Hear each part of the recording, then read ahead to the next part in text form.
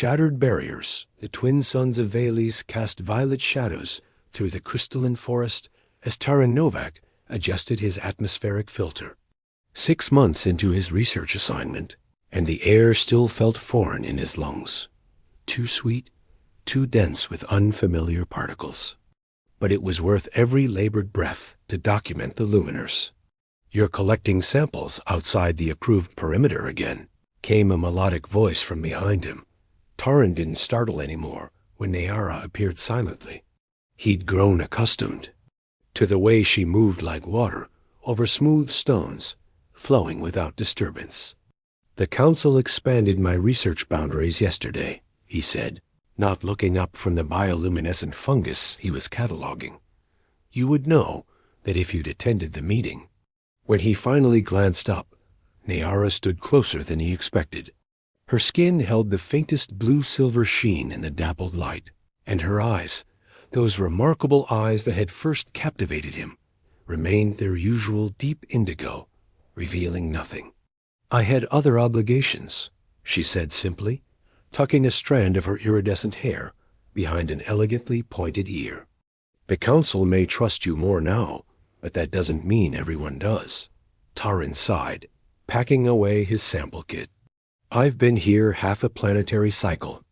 When will your people accept that I'm not here to exploit them?" Nayara's expression softened almost imperceptibly. "Trust isn't measured in time, Taran. It's measured in understanding." As the appointed liaison between the human research station and the luminar settlement, Nayara was required to monitor him. But over the months, something had shifted between them. Their conversations lingered longer than necessary. Her gaze sometimes held his a moment too long. "Will you join me tonight?" Taran asked. "The other researchers are analyzing that stellar anomaly. I thought maybe you could explain more about your people's interpretation of it." For a moment, he thought he saw a flicker in her eyes, a subtle brightening of the indigo to something closer to violet. But it vanished so quickly, he wondered if he'd imagined it. "Perhaps," she said, maintaining that careful distance she always kept close enough for conversation, far enough that they never accidentally touched. "If my duties permit." That evening, Taran waited at his small dwelling on the outskirts of the research compound. He'd prepared traditional luminar tea, using the herbs Nayara had once mentioned were customary for important conversations. The sweet, earthy aroma filled the space. When she arrived, he noticed immediately that something was different. Her normally fluid movements seemed slightly rigid, controlled. "I've brought you something," she said, extending a small crystalline object toward him. "A mapping stone. It will help you navigate the forest without disturbing the sensitive ecosystems." As he reached for it, their fingers nearly brushed. Nayara pulled back with such quickness that the stone almost fell. "Sorry," Taran said automatically, though he wasn't entirely sure what he was apologizing for. "No," she replied softly. "It's not—" She paused, seeming to choose her words carefully. "Among my people, physical contact is significant. We don't touch casually." "I've noticed," Taran said. "Is it a cultural taboo?" Nayara settled onto the cushion across from him, farther away than necessary. "Not exactly. It's—" She looked toward the window where the crystalline forest glimmered in the twilight. "It's complicated. When luminars touch, we share emotions, memories sometimes. And when we touch those who aren't luminar—" She stopped abruptly. "What happens?" Taran asked, fascination overtaking his scientific detachment. Her eyes met his, and for a heartbeat, he thought he saw that violet shimmer again. "We reveal truths we might prefer to keep hidden," she whispered. Unspoken language, the following weeks brought a shift in Taran's research focus. No longer content with merely cataloging Veles' botanical wonders, he found himself increasingly drawn to understanding luminar culture, particularly their complex relationship with touch and emotional expression. Their bioluminescent responses aren't just biological, Taran explained to Director Janssen during their weekly transmission. They're a form of nonverbal communication, possibly even more nuanced than our spoken languages. The director's holographic form flickered with slight static. Fascinating. But remember your primary mission. Novak, the Galactic Science Coalition wants ecological data, not anthropological studies. The two are intertwined here, Taran insisted, leaning forward. The Luminars don't just inhabit this ecosystem, they're integral to it. Their emotional states actually affect the crystalline growths throughout the forest. After ending the transmission, Taran found Nayara waiting outside his research station, her slender form silhouetted against the late afternoon light. Something about her posture suggested she'd overheard his conversation. "You're beginning to understand," she said, her voice carrying that musical quality that still captivated him. Few outsiders ever recognize the connection. "I've been observing the crystalline formations near your meditation grounds," Taran admitted. "They grow differently, more vibrantly, where your people gather regularly." Nayara nodded, her indigo eyes revealing a hint of approval. "Our ancestors called it the resonance. We shape our environment, and it shapes us in return." She gestured for him to follow, leading him deeper into the forest than he'd previously ventured. As they walked, Taran noticed how carefully she navigated around him, always maintaining that precise distance, never close enough for accidental contact. They arrived at a small clearing where crystal formations rose from the ground in a perfect circle, each one humming with a barely perceptible vibration that Taran could feel in his chest. "This is the teaching circle," Nayara explained, taking a seat on a smooth crystal surface. "It's where our young learn to control their luminescence." "Control it?" Taran asked, choosing a spot across from her. "Yes, our emotional responses can be overwhelming when untrained. Particularly strong feelings cause visible reactions." She gestured to her eyes. "The luminescence you've occasionally noticed is just the surface manifestation. Beneath that lies much more." For the first time, Nayara began explaining the cultural significance behind the Luminars' biological reactions. How from childhood, they were taught to manage their emotional responses, to protect both themselves and others from unintended consequences. "So the brightening of the eyes, that's a response to emotion?" Taran asked, recalling the flickers of violet he'd seen. In Nayara's gaze, she nodded, looking away. "The intensity and color indicate the nature and depth of the feeling." "And what does violet mean?" he asked softly. The question hung between them, delicate and dangerous. Nayara remained silent for so long that Taran thought she might not answer. "It depends," she finally said, her voice barely above a whisper. "Sometimes protection, sometimes possession, sometimes ... She met his eyes briefly. "Sometimes desire." The air between them seemed to thicken with unspoken meaning. "And touch amplifies these reactions?" Taran asked, his scientific curiosity now thoroughly entangled with personal interest. "Touch completes the circuit," Nayara explained. "It transforms potential into reality. Among my people, deliberate touch is never casual. It's a statement, a commitment. Is that why you've been so careful around me?"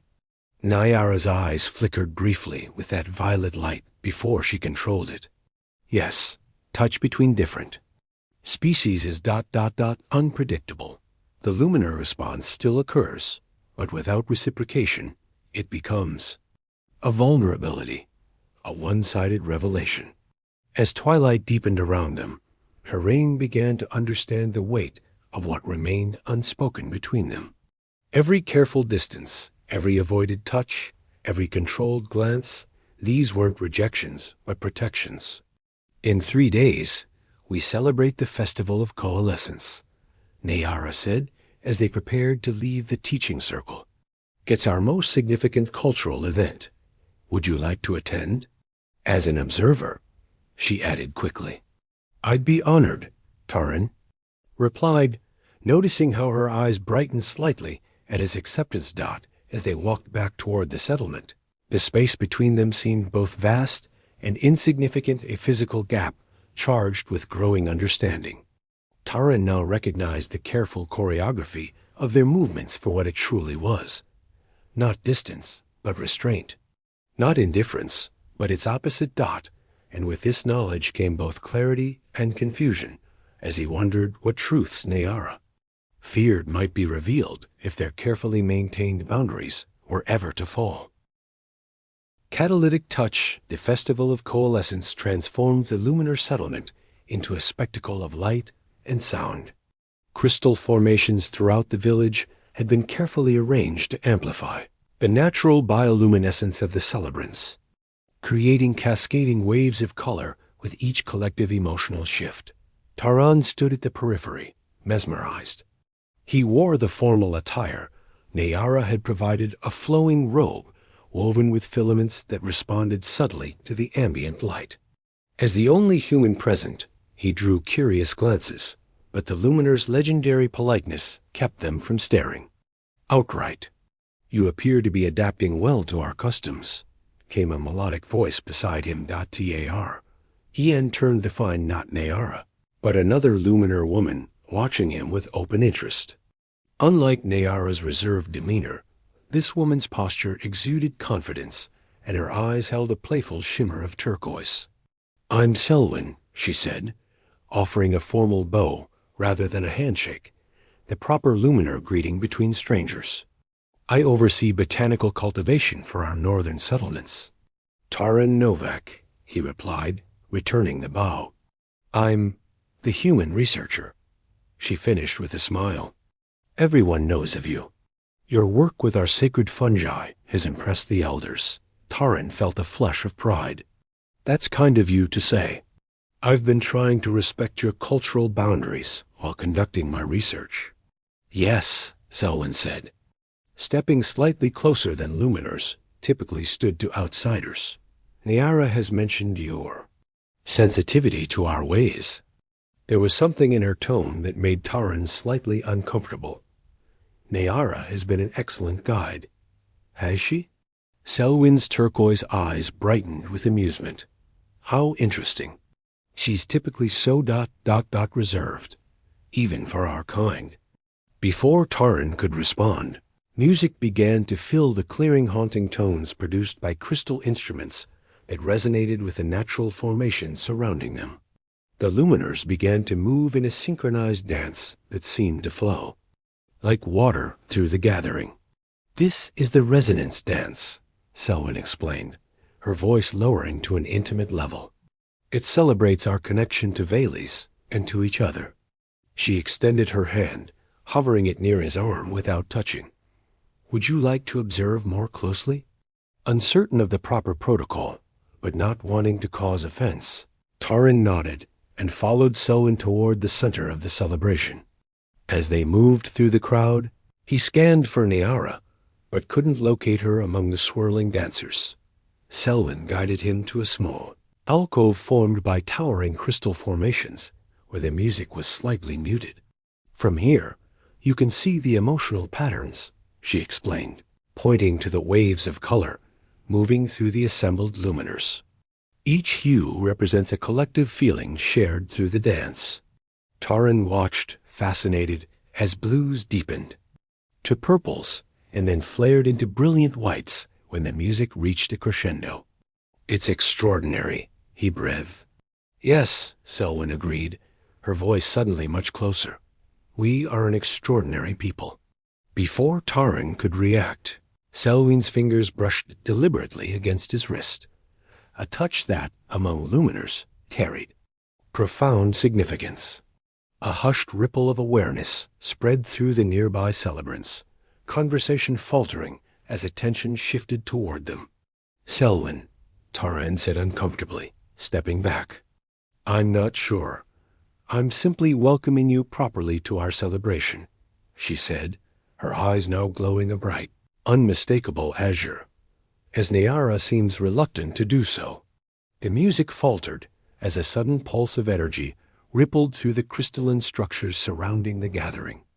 Several formations began to vibrate with an intense frequency that caused the ground beneath them to tremble. Across the clearing, the crowd parted. Nayara stood motionless, her typically reserved expression transformed. Her eyes blazed with such intense violet light that they illuminated everything around her in an ethereal glow. The crystal formations nearest to her cracked with excess energy, sending splinters of light radiating outward. No one spoke. No one moved. With deliberate steps, Nayara crossed the clearing. The ground beneath her feet seemed to respond to each step, sending ripples of light spreading outward. The assembled luminars drew back, creating a path directly to where Taran stood with Selwyn. When she reached them, Nayara's gaze locked with Selwyn's. No words were exchanged, but Selwyn immediately stepped back, lowering her eyes in what appeared to be a gesture of deference. Then Nayara turned to Taran, her eyes still burning with that extraordinary violet light. For the first time since they'd met, she made no effort to mask her emotions or control her response to him.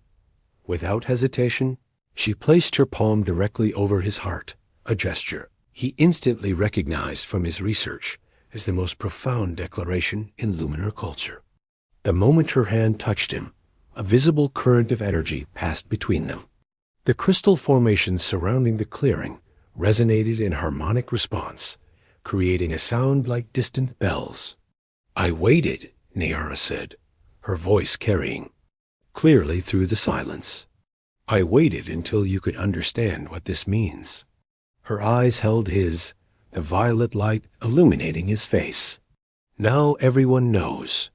The assembled luminaires erupted in a harmonic chorus that Taran felt more than heard, a vibration that seemed to pass through his very cells.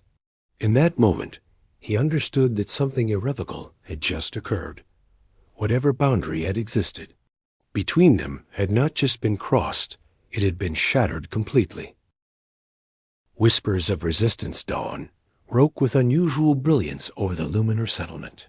Crystal formations throughout the forest still humming with residual energy from the previous night's events. Taran sat on the edge of his dwelling's small porch, watching the play of light through the crystalline canopy while trying to process everything that had transpired. The palm-shaped warmth over his heart hadn't faded since Nayara's touch. It wasn't physical, nothing a medical scanner would detect, but he felt it nonetheless. A constant presence connecting him to her even now. "The bond resonance lingers," came Nayara's voice as she approached from the forest path. In daylight, her eyes had returned to their normal indigo, but something fundamental had changed in how she carried herself. The careful distance she'd always maintained was gone. "Is that what this is?" Taran asked, gesturing to his chest. "It feels like ... like a thread of light connecting us," she finished, settling beside him without hesitation. "That's the simplest way to describe it." "Nothing about this feels simple," he said with a small smile. "Particularly not after your rather dramatic declaration." A faint violet shimmer passed through her eyes. "I apologize for the public nature of it. Selwyn forced my hand." She touched me deliberately, knowing what it would provoke, Taran realized. Aloud, "Why?" Nayara's expression darkened slightly. "Politics. There are factions among my people. Some who believe we should maintain absolute separation from outsiders. Others who advocate for controlled integration." She paused. "Selwyn belongs to a third group that seeks to accelerate interaction, regardless of consequences." "And which faction do you belong to?" "Until yesterday, I was considered a traditionalist," she said, a hint of irony in her voice. "Now I've become something else entirely." Before Taran could respond, his communication device chimed. Director Jansen's stern face appeared in the holographic display, his expression unusually grave. "Novak, what the hell happened last night?" "I'm getting reports about some kind of incident between you and the natives." Taran winced at the terminology. There was a cultural event.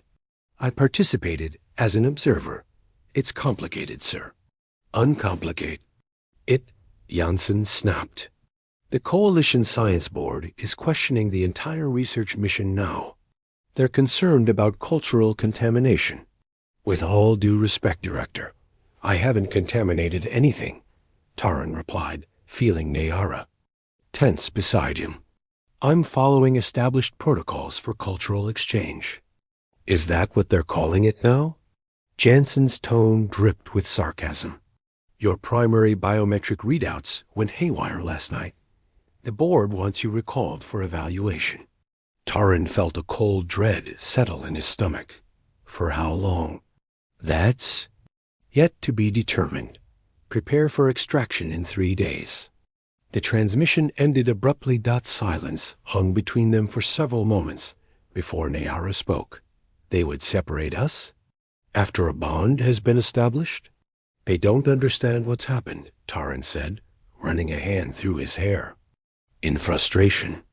To them, it's just an inappropriate cultural entanglement. It is far more than that, came a stern voice from the path.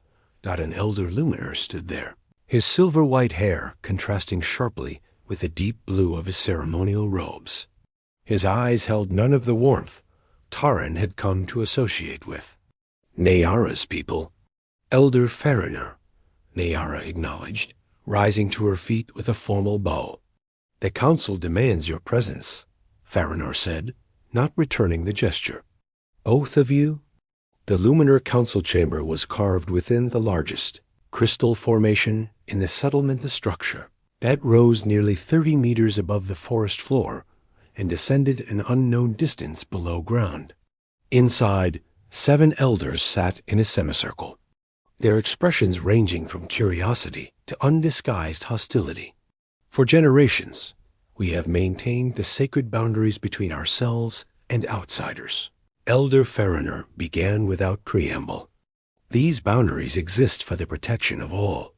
I meant no disrespect to your traditions, Taran said carefully. Yet you have disrupted them nonetheless, said a female elder, whose eyes held an unsettling milky hue. A bond resonance with an outsider has not occurred in 7 generations. The last such pairing ended in tragedy, added another elder. The human could not sustain the connection. Their physiological structure is incompatible with the energetic demands. Nayara stepped forward. That was before we understood the adaptive properties of the resonance. Terran's biometric readings already show synchronization with the settlement's ambient frequency. A temporary accommodation, Fariner dismissed. When he leaves, as his superiors have already commanded, the separation will cause the resonance to fracture. The consequences could be devastating, not just for you two, but for the surrounding crystal networks. Taran felt the weight of their scrutiny. What if I don't leave? A murmur rippled through the council.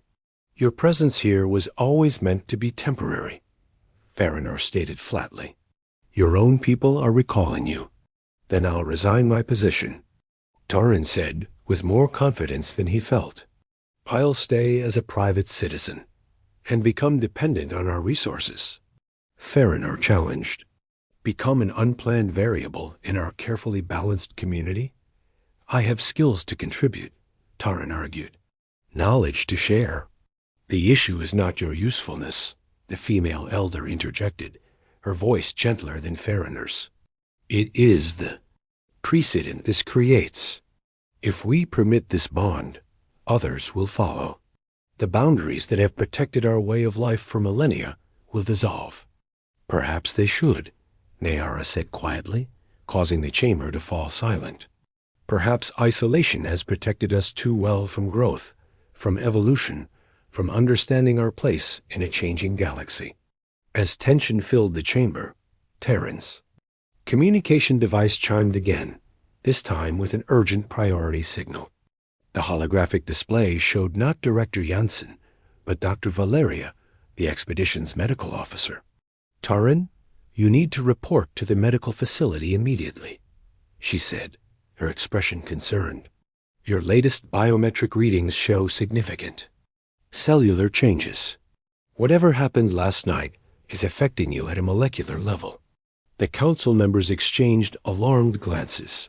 It has begun already, Fariner said grimly. The resonance is rewriting his biological structure. If it continues, unchecked. He turned to Nayara, his expression softening slightly. You know what must be done. Nayara's hand found Terran's, intertwining their fingers. The contact sent a visible ripple of energy between them that caused the crystal walls to respond with harmonious tones. Yes, she said, her eyes meeting Terran's with determination. I know exactly what must be done. Eternal resonance. The crystal heart chamber pulsed with ancient energy as Taran and Nayara stood before the massive formation that powered all of Veles. Behind them, Dr. Valeria documented everything while Director Janssen watched with undisguised concern. The Luminar Council members formed a solemn semicircle, their expressions a mixture of reverence and apprehension. This is the source, Elder Safina explained, her milky eyes somehow seeing beyond physical limitations. The first crystal from which all resonance flows. It will either harmonize your bond or sever it completely. Taran felt the crystalline structures in his cells responding to the heart's proximity, vibrating with increasing intensity. Will it hurt? He asked quietly. Transformation rarely comes without discomfort, Nayara replied, squeezing his hand. The energy between them had become visible now, a constant current of light flowing. Where their skin connected, Elder Fariner stepped forward. You can still turn back. Both your peoples would prefer that outcome. But we wouldn't, Taran said. Simply together, they approached the crystal heart. As their free hands touched its surface simultaneously, a blinding pulse of energy erupted through the chamber.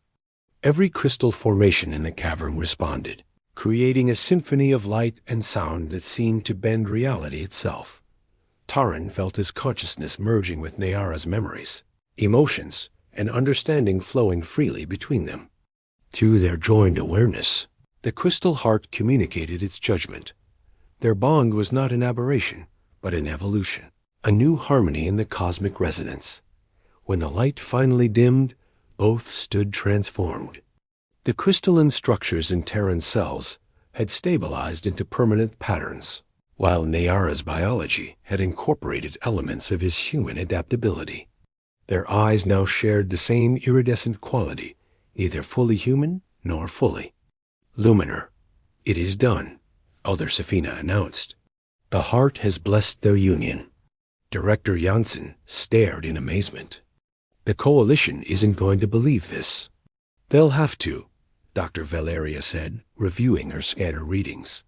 This represents an entirely new possibility for interspecies connection, one that could change everything we thought we knew about xenobiology.